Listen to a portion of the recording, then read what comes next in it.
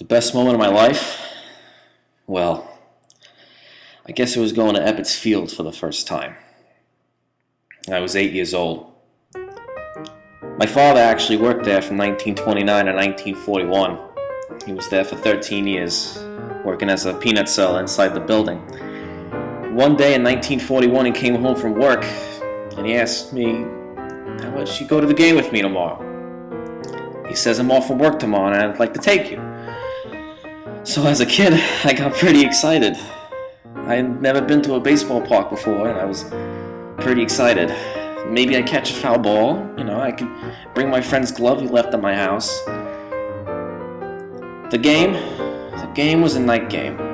It was between the Brooklyn Dodgers, the home team, against the Philadelphia Phillies.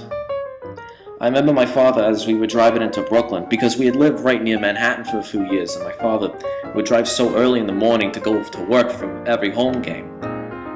He said to me in the car, "This is a huge game for the Dodgers tonight."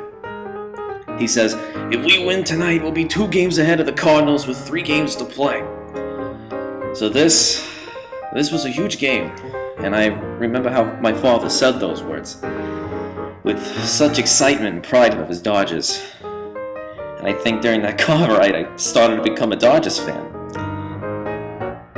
So we arrived at the Flatbush section of Brooklyn, and when I got out of the car, I turned around and I saw the ballpark, and it was the most majestic thing I've ever seen.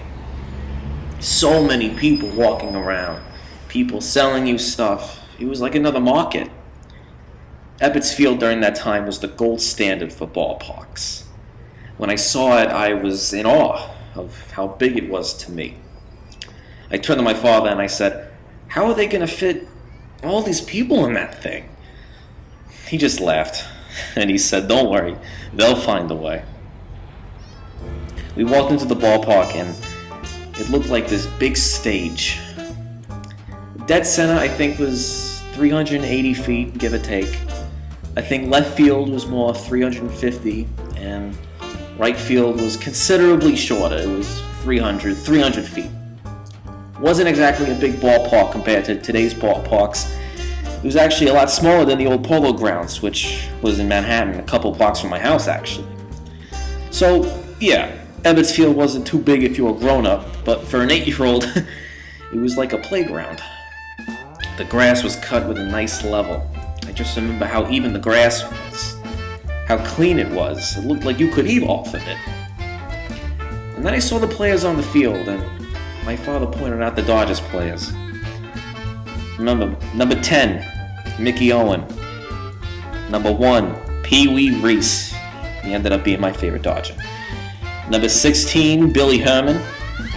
Number 5, Harry Lavagetto, nicknamed Cookie. I never knew why they called him Cookie. Number 11, Dixie Walker. Man, that was a team. As I grew old, I started to realize just how good some of those players were. And seeing them live was so spectacular. They hit the ball all over the park. We sat near the right side of the Dodgers dugout, about 9 rows deep. I never caught a foul ball, but I got close. The Dodgers were not fouling them off, that's for sure. They sprayed the balls all over the park. Home runs, triples, into the gap, down the line. It was crazy, but it was so much fun. I think the Dodgers won the game something like 17-3 or something. I think what makes that night so special was my father was drafted into the Army in 1942. He died in the war. They say he had 2 pictures on his dead body.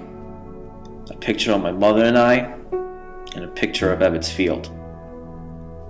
I guess when I look back on it now, I remember just how happy he was for us to spend our time together.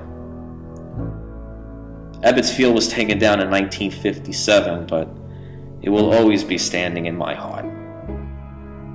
I'll never forget that night.